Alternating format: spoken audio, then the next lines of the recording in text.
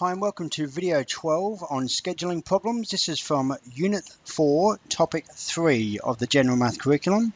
And today we're going to talk to you about scheduling problems involved in networks and project planning. So this is the project planning from our last lesson, where we're bringing forward a completion schedule as well. So they're weighted graphs now with a time frame allocated to each of the elements and the activities. So there's your learning goal. And I'll just zoom in on this. And here is a precedence table from last lesson. And this precedence table has the label, and then it has the immediate predecessor, and then it also has a completion time. So I've got a really simple variation on building a house. Now, it goes without saying here, obviously, that my total time taken, if you add up all those, and you'll see in a minute that the total time it will take to build this house is like a month, which is ridiculous. So it's a really simple example with no downtime at all, no weather time, and I have simplified by putting things together. So if you know any builders or anything like that, please don't show them this. So this is the same as last lesson, but we've got a completion time. And I'm going to build the graph to show you what it looks like. So if we take our labels and apply them as edges to show each of the tasks within this project, and then we use the immediate predecessors, we get a fairly simple graph. I've kept the first one quite simple just so I can show you the techniques involved. Now we allocate the times with the label. So we've got A, 3 is the usual notation, but sometimes you'll see A bracket 3 as well. So I just need you to be aware of that. So moving down, we can talk about float time. So float time is time that's available where we don't have to start a task straight away because there are other tasks happening at the same time concurrently that will delay or that will take longer, and therefore the task that you're working on doesn't need to start straight away. So let's have a look at an example from this one. And this is before we've really done the critical path analysis. So if we look at the combination of edge CDE, that's going to take us 12 hours. And G is also going to take us 12 hours. So if we want to do this in the shortest time possible, there is no float time there. We have to do CDE straight away. We have to do G straight away. Once we add edge H on, this is going to take 19 hours in total. But you'll see there's this little edge F floating around down here. Whatever job F is, which is the plumbing, it is only going to take 8 days. And we've got 19 days for the other combination of jobs that happen after B. So F can start on day 1, but it will finish 11 days early, or it can start on day 11 and finish at the same time as the other thing. So it could start any time in between. F has got 11 days of float time, and that's the statement made here. So that's what float time means, and that's what it refers to. Once B is complete, you have 11 days in order to start F. So hopefully that makes sense. And now time for some light-hearted entertainment. What do insects learn at school?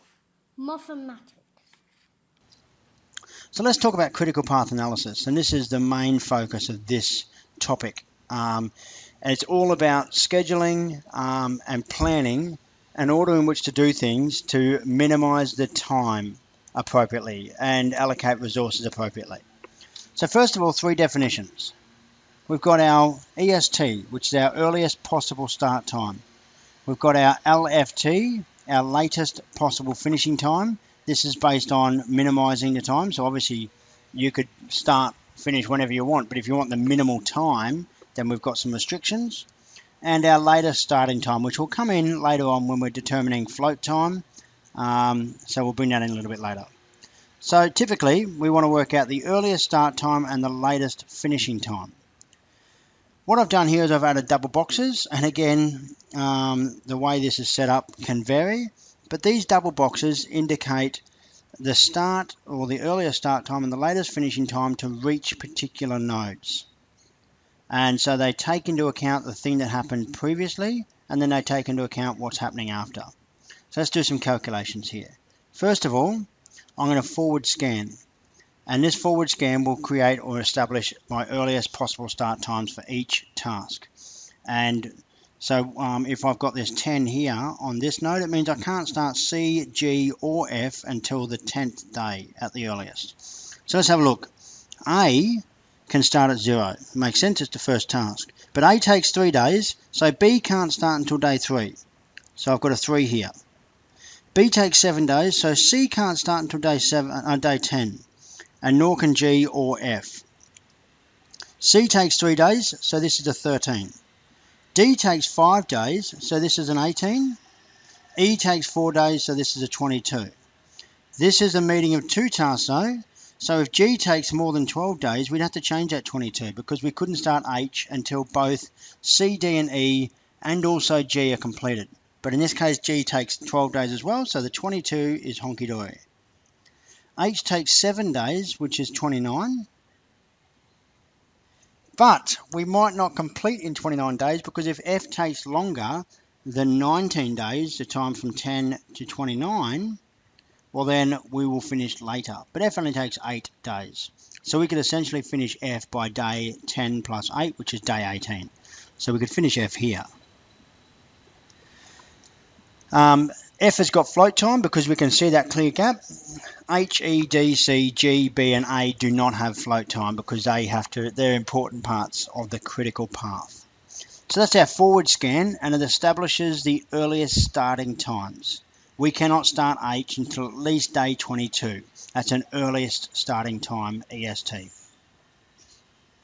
Now if we want to calculate the EFTs, the earliest finishing times, then we backward scan, and that will establish our earliest possible finishing time. Now this is not the best example for this one, but I did want to keep the first example quite simple, so I've got another example I'll do a little bit later, or perhaps on another video, and that will take you through the earliest finishing times. But basically we backward scan. H takes 7, so we're at 22 for this. E takes 4, so we're at 18.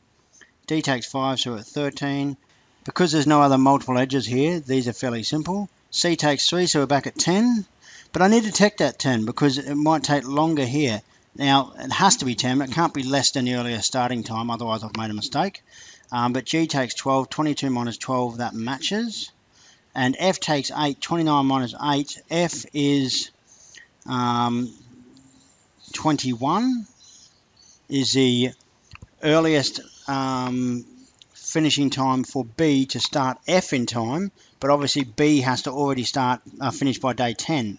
So therefore our earliest finishing time is day 10. The earliest finishing time to optimize the situation will be the earliest possible time. So of all the options, it'll be the earliest time that you have to finish in order to start a critical next element. And of course I've got 3 and I've got 0. So now we can do a little bit of analysis. Have we got a minimum completion time? Yes, we do. 29 days. If everything goes right, we will finish in 29 days. Have we got an activity with slack time, and how much? Yes, we do. Activity F has slack time, and it has 11 days slack time. So there you have it. Doing a forward scan and a backward scan to determine your earliest start times and earliest finishing times. And then we can also do an analysis on that slack time based on that those calculations. All the best.